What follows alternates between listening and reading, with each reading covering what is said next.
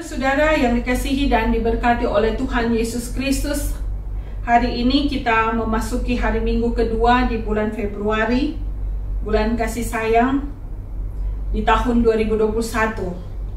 Betapa cepat waktu berjalan terus dan kita masih saja bergumul menghadapi virus corona atau COVID-19.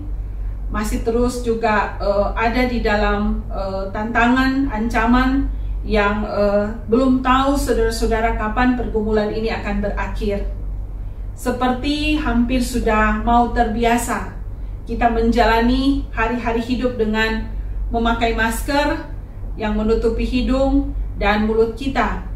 Kita sudah terbiasa untuk mencuci tangan dengan air bersih yang mengalir, dan di saku juga tersedia hand sanitizer, tisu basah dan sebagainya yang terus dianjurkan oleh pemerintah kita lakukan juga, yaitu menjaga jarak atau social distancing dan sebagainya.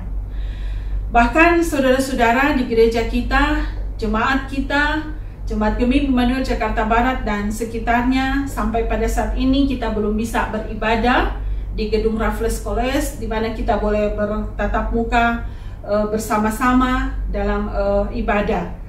Kita masih beribadah secara daring seperti ini atau live streaming, dan tentunya saudara-saudara demikianlah juga tantangan dan pergumulan kita dengan aktivitas kita setiap hari. Banyak keterbatasan yang membatasi kita, tetapi tentunya kita percaya bahwa kondisi hidup seperti ini tidak akan melemahkan kita untuk tetap berjuang dalam iman pengharapan kepada Yesus Kristus. Saudara-saudara yang dikasihi dan diberkati oleh Tuhan kita Yesus Kristus, hidup yang kita jalani pada saat ini harus kita yakini dan kita imani dalam kontrol atau dalam genggaman Tuhan yang maha baik, Tuhan yang maha pengasih dan maha penyayang. Bagi kita jemaat Gemim Immanuel Jakarta Barat dan sekitarnya, baik yang masih ada di Jakarta, tapi juga ada beberapa pelayan khusus dan anggota jemaat yang kembali ke Manado. Kita bersyukur karena kita terhindar atau masih terjaga atau diluputkan oleh Tuhan Allah dengan wabah COVID-19 ini.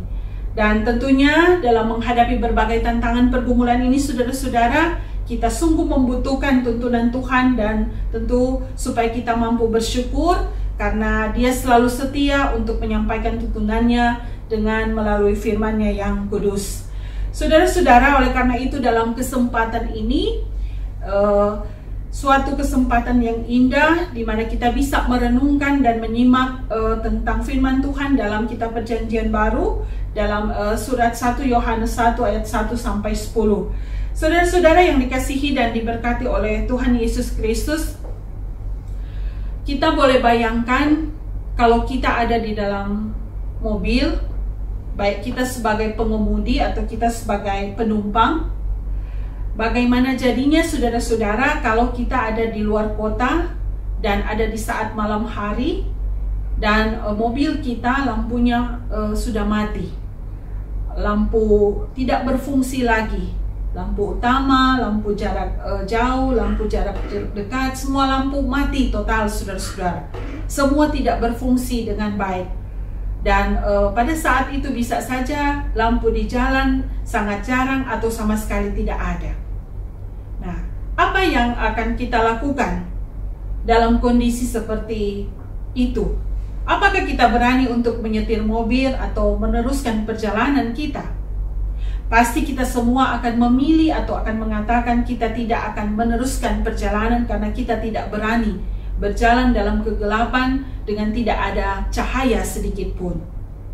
Kita tidak akan meneruskan perjalanan atau malah kita akan mengadakan atau kita akan tentu berusaha untuk bagaimana caranya supaya kalau kita meneruskan perjalanan setidaknya kita memiliki sesuatu yang dapat menerangi perjalanan kita. Saudara-saudara yang dikasihi dan diberkati Tuhan, dari contoh ini kita melihat begitu pentingnya terang itu dalam kegelapan.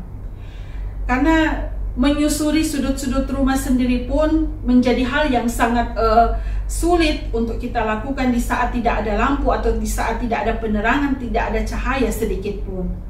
Aktivitas sehari-hari berjalan jadi lambat.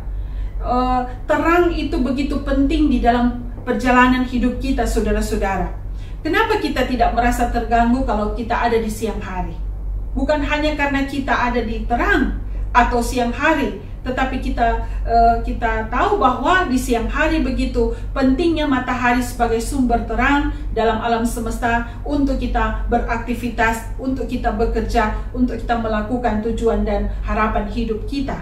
Saudara-saudara yang dikasihi dan diberkati oleh Tuhan Yesus Kristus, jemaat yang dilayani oleh penulis surat Yohanes juga mengalami persoalan dan pergumulan.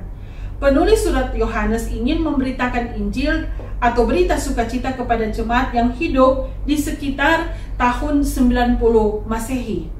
Dan untuk menyampaikan Injil itu, maka penulis surat Yohanes, saudara-saudara, menyatakan bahwa Yesus adalah terang, bahwa manusia telah berbuat dosa, di mana tidak ada seorang pun yang tidak berdosa dan tidak berbuat dosa. Tetapi Yesus adalah penebus dosa. Yesus adalah terang dan dosa adalah kegelapan. Siapa yang percaya pada Yesus, maka orang percaya itu akan hidup dalam terang, tidak hidup dalam kegelapan dosa. Sekali lagi, Yesus yang adalah anak Allah telah menjadi manusia, bahkan telah mati untuk solider dengan keberdosaan manusia. Walaupun dia sendiri tidak pernah berdosa, di mana Yesus yang telah mati itu adalah tanda dia menjadi penebus dosa, menjadi penakluk kegelapan, dan oleh kebangkitan dari dia telah mengalahkan dosa dan mengalahkan kegelapan itu. Yesus adalah matahari sumber terang itu. Siapa ada di dalam terang matahari, pasca atau kebangkitan, yaitu Yesus itu sendiri, maka dia atau orang percaya menjadi anak-anak terang, anak-anak siang. Satu kata kunci yaitu percaya. Dengan percaya kepada Yesus, kita berpindah dari kegelapan, dari dosa kepada terang, kepada hidup kekal. Yesus berkata dalam Yohanes 8 ayat 12,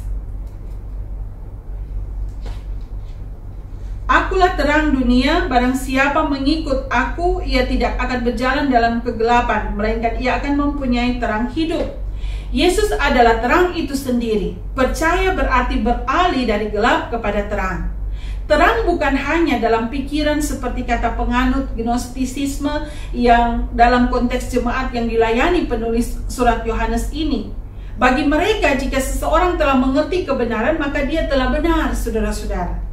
Tetapi penginjil Yohanes mengatakan kebenaran dan terang bukanlah ide, tetapi kebenaran dan terang menuju kepada pribadi Yesus Kristus itu sendiri. Jadi percaya kepada Yesus berarti memiliki terang, memiliki keselamatan, dan memiliki hidup kekal. Itulah Injil Yesus Kristus. Selanjutnya, memiliki Injil Kristus bukan terbatas pada mengerti, tetapi meraba, mengalami Injil itu. Saudara-saudara yang dikasihi dan diberkati Tuhan, mengalami Injil berarti percaya dan mengalami Yesus Kristus yang hidup, berarti bersedia bersaksi tentang Yesus Kristus itu.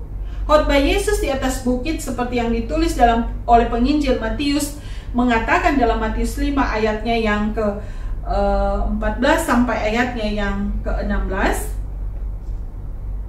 Begini, "Kamu adalah terang dunia. Kota yang terletak di atas gunung tidak mungkin tersembunyi.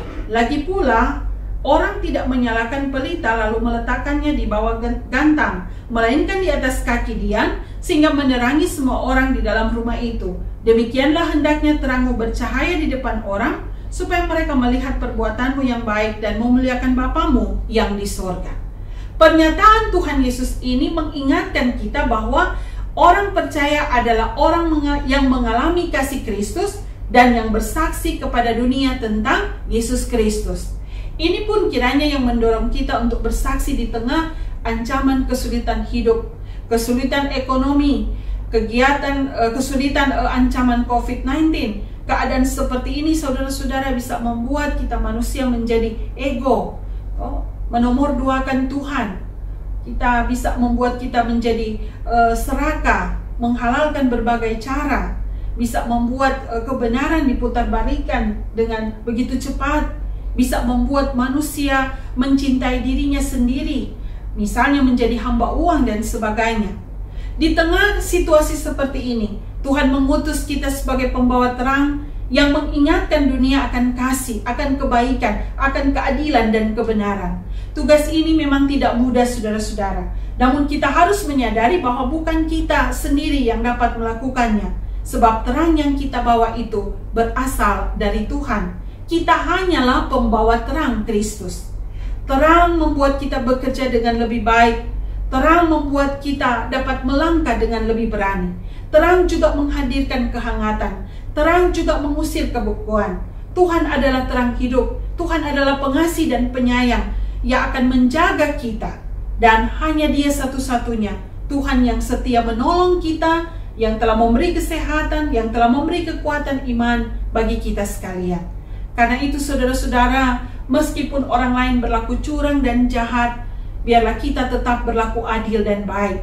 Meskipun orang lain merasakan kebekuan semangat, kiranya kehadiran kita sebagai terang dapat menghangatkan mereka. Dan di saat terang kita pun mulai redup, datanglah kepada Yesus, Sang terang dunia yang sejati. Karena persekutuan dengan Kristus menuntun hidup setiap orang kepada terang. Amin.